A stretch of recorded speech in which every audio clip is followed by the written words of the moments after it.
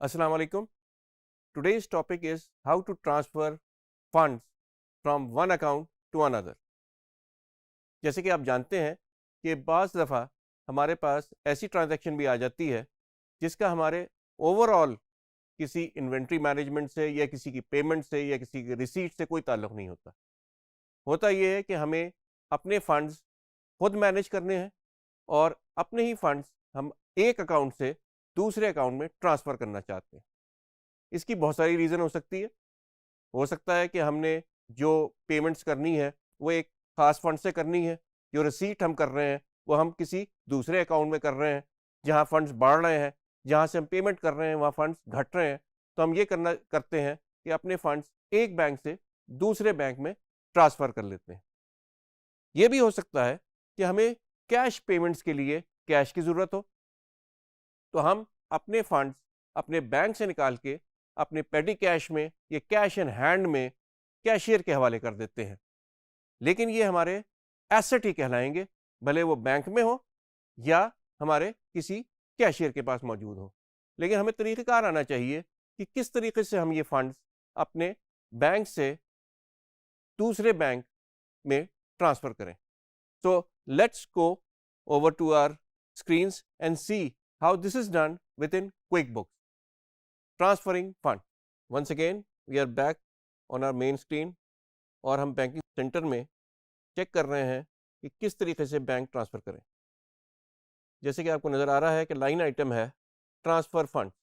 This mean transferring funds between our two different accounts.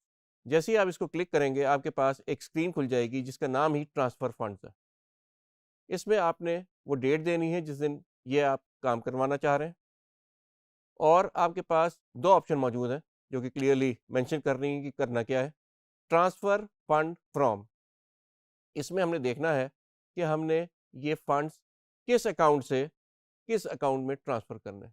In this case we are transferring our funds from our saving account to our current account. Reason being, क्या reason है इसकी reason ये है कि saving account में हमारे पैसे बाहर से आते हैं और करंट अकाउंट से हम इसको डिसबर्स करते हैं अपने वेंडर्स वगैरह को। जैसे ही हमने ये चूज़ किया उसके सामने उस पर्टिकुलर अमाउंट का बैलेंस शो हो गया। जैसे ही हमने ट्रांसफ़र टू अकाउंट चूज़ किया उसके सामने उसका बैलेंस पूरा का पूरा शो होने लगा। हमने बताना है कि इसमें से हमने कितने पैसे ट्रांसफ़र करने हैं दूसरे अकाउंट में। आपने सिर्फ और सिर्फ अमाउंट लिखनी है और मेमो फील्ड पे जो कि नरेशन है, फंड्स ट्रांसफ़र फॉर पेमेंट, ये नरेशन है ताकि आपको पता रहे कि आपने ये एक्टिविटी की क्यों है। This is the only entry that you need to make, that is the amount and finally if you want to have a narration in a memo field. आपने सिर्फ ये इन्फॉर्मेशन देनी है, अकाउंट आपने चूज़ करने हैं, ऑटोमेटिकली बैलेंसेस दोनों के सेट हो जाएंगे। आपने करना है सेव एंड क्लोज और ये ट्रांसफ़र हो गई है। ये transfer has been done between our two accounts from one account to another. अभी आपने देखा कि किस तरीके से हम ट्रांसफ़र कर सकते हैं funds between our two accounts.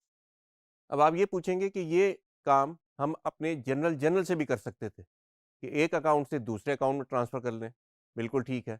लेकिन उसके बाद आपने इसको रिकॉर्ड भी करना था अपनी बैंक और अपने बैंकिंग रजिस्टर के अंदर।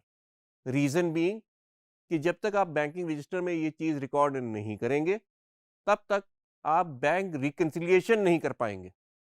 तो इस डबल रिकॉर्डिंग से बचने के लिए if we are transferring funds from our one account to another, we can use our banking center to transfer funds, which is much simpler and much easier and completely understandable for QuickBooks and finally for the reconciliation. Thank you so much.